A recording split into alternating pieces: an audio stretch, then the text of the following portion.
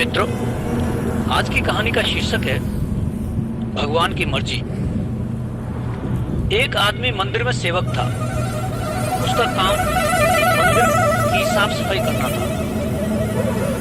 भक्तों और श्रद्धालुओं द्वारा दिए गए दान में से थोड़ा बहुत उसे मंदिर के पुजारी द्वारा दे दिया जाता था। इसी से उसकी गुजर बसर चल रही थी। वह अपनी जिंदगी से बहुत परेशान और दुखी था। मंदिर में काम करते करते वह दिन भर अपनी जिंदगी को लेकर शिकायतें करते रहता। एक दिन शिकायत करते हुए वह भगवान से बोला, भगवान, आपकी जिंदगी कितनी आसान है। आपको बस एक जगह खड़े रहना है।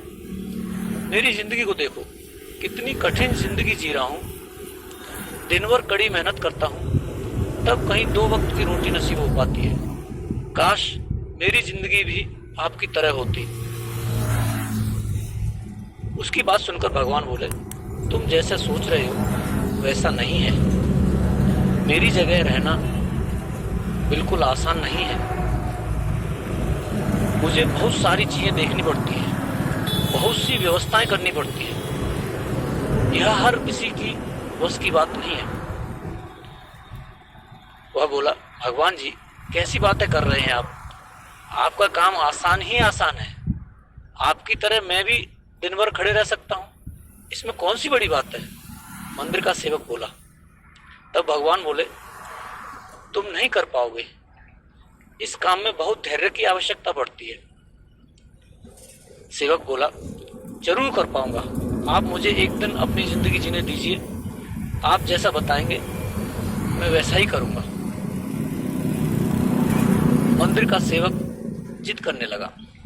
उसकी जिद के आगे भगवान मान गए और बोले, ठीक है, आज पूरा दिन तुम मेरी जिंदगी जियो, मैं तुम्हारी जिंदगी जीता हूँ। लेकिन मेरी जिंदगी जीने के लिए तुम्हें कुछ शर्तें माननी होंगी।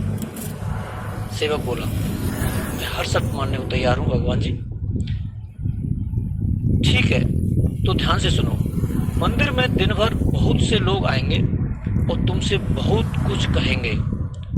कुछ तुम्हें अच्छा बोलेंगे तो कुछ बुरा। तुम्हें हर किसी की बात चुपचाप एक जगह मूर्ति की तरह खड़े होकर धैर्य के साथ सुननी है और उन पर कोई प्रतिक्रिया नहीं देनी है। सेवक मान गया। भगवान और सेवक ने अपनी जिंदगी एक दिन के लिए वापस में बदल ली। सेवक भगवान की जगह मूर्ति बनकर खड़ा हो गया। भगवान मंदिर की साफ सफाई का कार्य निपटाकर वहां से चले गए। कुछ समय बीतने के बाद मंदिर में एक धनी व्यापारी आया। भगवान से प्रार्थना करते हुए बोला, भगवान, मैं एक नई फैक्ट्री खोल रहा हूं। मुझे आशीर्वाद दीजिए कि यह फैक्ट्री अच्छी तरह से चले और इसमें अच्छा मुनाफा कमाऊं। प्रार्थना करने के लिए वह प्रणाम करने के लिए वह झुका तो उसका बटुआ नीचे गिर गया। जब वो वहां से जाने लगा तो भगवान की जगह खड़े सेवक का मन हुआ कि वह उसे बता दे कि उसका बटुआ गिर गया है, लेकिन शर्त के अनुसार उसे चुप रहना था। इसलिए वह कुछ नहीं बोला और खामोश खड़ा रहा। इसके तुरंत बाद एक गरीब आदमी वहां आया और वह भगवान से बोला, भगवान जी, बहुत गरीबी में जीवन काट रहा हूँ। परिवार का पेट पालना है, माँ की दवाई का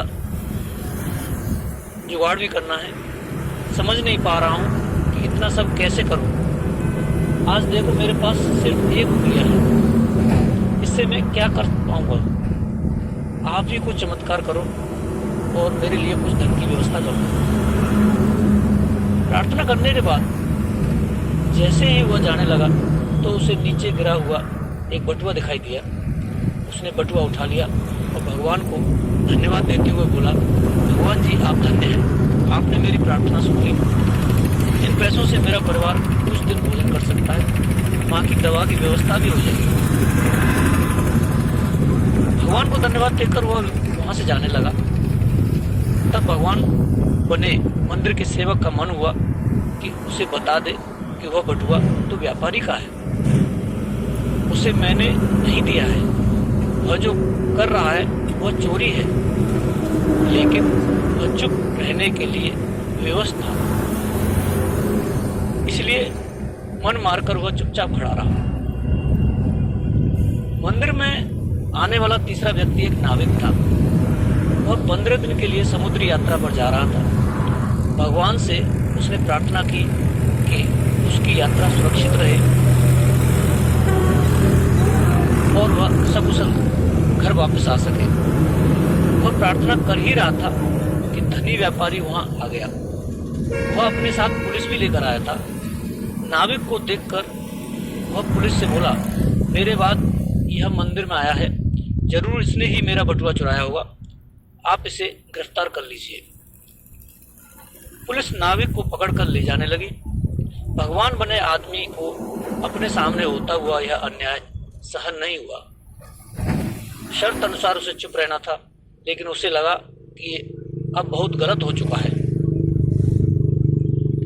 यदि मैं चुप रहा तो एक बेकसूर आदमी को व्यर्थ में ही सजा भुगतनी पड़ेगी।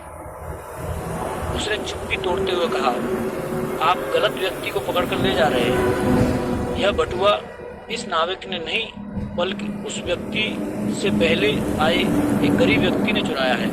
मैं भगवान हूँ और मैंने सब देखा है। पुलिस भगवान की बात कैसे नहीं मानती है? उनकी बात मानकर उन्होंने नाविक को छोड़ दिया और उस गरीब आदमी को पकड़ लिया जिसने बटुआ लिया था। शाम को जब भगवान वापस आए तो मंदिर के सेवक ने पूरे दिन का वृत्तांत सुनाते हुए उन्हें गर्व के साथ बताया कि आज मैंने एक व्यक्ति के साथ अन्याय होने से रोक लिया। देखिए, आपकी जिंदगी जीकर आज मैंने कितना अच्छा काम किया है। उसकी बात सुनकर भगवान बोले, ये तुमने क्या किया? मैंने तुमसे कहा था कि चुपचाप मूर्ति बनकर खड़े रहना, लेकिन वैसा न कर तुमने मेरी पूरी योजना पर पानी फेर दिया। उस धनी व्यापारी ने बुरे कर्म करके इतना धन कमाया है। यदि उसमें से कुछ पैसे गरीब आदमी को मिल जाते तो उसका भला हो जाता और व्यापारी के पाप कम हो जाते। जिस नाविक को तुमने समुद्री यात्रा पर भेज दिया है, अब वह जीवित वापस नहीं आएगा। समुद्र में बहुत बड़ा तूफान आने वाला है। यदि वह कुछ दिन जेल में रहता तो कम से कम बच जाता। सेवक को यह सुनकर एहसास हुआ कि वह तो बस यही देख रहा था जो उसकी आंखों के सामने हो रहा था। उन सबके पीछे की वास्तविकता को वह देख नहीं पा रहा था। जब भगवान जीवन के हर पहलू को विचार कर अपनी योजना बनाते हैं और लोगों के जीवन को चलाते हैं। इस कहानी से हमें सीख मिलती है कि हम सब भी भगवान की योजनाओं को समझ नहीं पाते। जब हमारे साथ कुछ गलत हो रहा होता है या हमारे हिसाब से कुछ नहीं हो रहा होता है तो अपना धैर्य खो हम भगवान को दोष देने लगते हैं। हम ये नहीं समझ पाते कि उन सबके पीछे भगवान की कोई न कोई पुष्ट योजना छुपी रहती है। ऐसे समय में हमें भगवान पर विश्वास रखकर धैर्य धारण करने की आवश्यकता है। इसलिए चिंता ना करें।